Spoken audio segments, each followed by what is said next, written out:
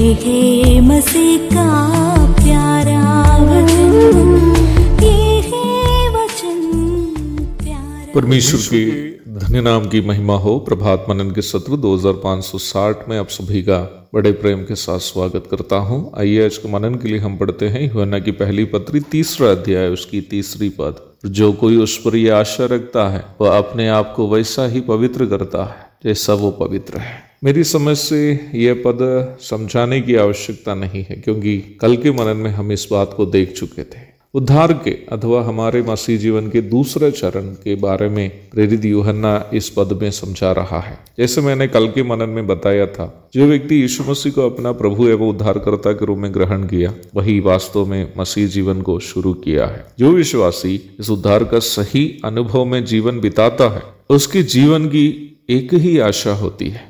वो आशा अपने पापोमय शरीर यीशु मसीह के पवित्र शरीर के अनुरूप बदल जाने का धन्य दिन की है।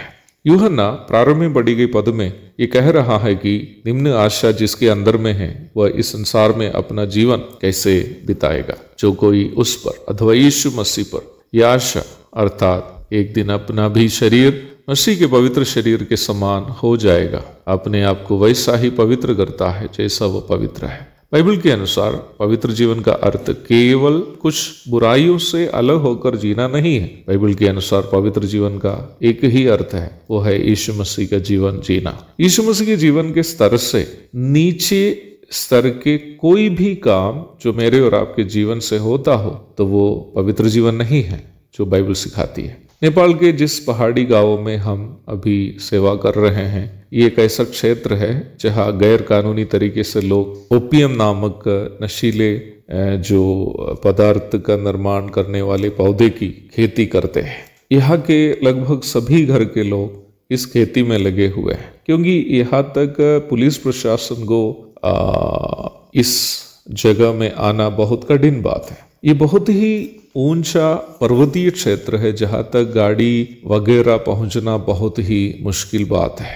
यद्यपि हम जहाँ सेवा कर रहे हैं यहाँ कोई मसीही या कलीसिया नहीं है। यहाँ से कुछ ही दूरी में स्थित गांव की एक कहानी में इस प्रकार सुना। उस गांव में एक तथाकथित चर्च है। चर्च के तथाकथित पास्टर भी यही ओपियम की खेती करता है और वह बेचारा मात्र 3 बार ही शादी की है। जिन्होंने मुझसे ये बात कही उनसे मैंने इस प्रकार जवाब दिया, अरे वो तो पास्टर से भी ऊंचे स्थान में है, क्योंकि बाइबल के अनुसार पास्टर एक ही पत्नी के पति होना चाहिए। पहला तीमुथियुस 3:2, तीतुस 1:6। ये बंदा तो 3 पत्नियों को रखता हो तो वो पास्टर के लेवल से भी ऊंचा है ना। अरे भाई, ये पास्टर छोड़ो, विश्वासी भी नहीं है, क्योंकि उद्धार पाया हुआ एक व्यक्ति कभी भी जानबूझकर पाप में जीवन नहीं बिता सकता। हम सभी जब तक इस संसार में हैं पाप से प्रदूषित शरीर में वास करते हैं। इसलिए हम में से कोई ये दावा नहीं कर सकते हैं कि हम यीशु मसीह के समान पवित्रता से परिपूर्ण जीवन बिता रहे हैं, क्योंकि यहाँ तक हमारे विचारों में भी पाप का प्रभाव है। परंतु जिस व्यक्ति वास्तव में उद्धार पाया है उनका एक अथाह प्रयास अपने जीवन में ये होगा कि वह यीशु मसीह के समान अपने आप को बदलते रहे। मैं एक छोटा सा उदाहरण इस परिप्रेक्ष्य में आपसे कहना चाहता हूं कि आप इस सच्चाई को समझ सके। एक उद्धार प्राप्त व्यक्ति को एक भेड़ से और एक अविश्वासी व्यक्ति को एक सूअर से तुलना कर सकते हैं। दोनों जानवरों में सूअर कीचड़ और गंदगी में रहना पसंद करता है और वही भेड़ साफ सुथरा जगह में रहना पसंद करती है।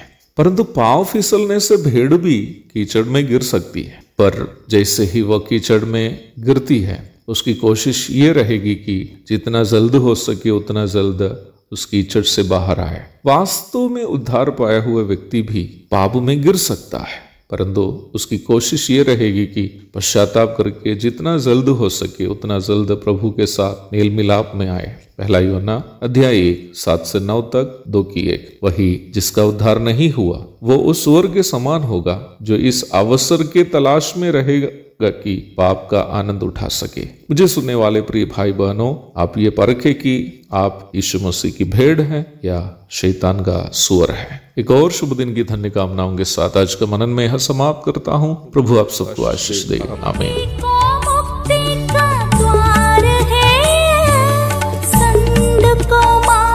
का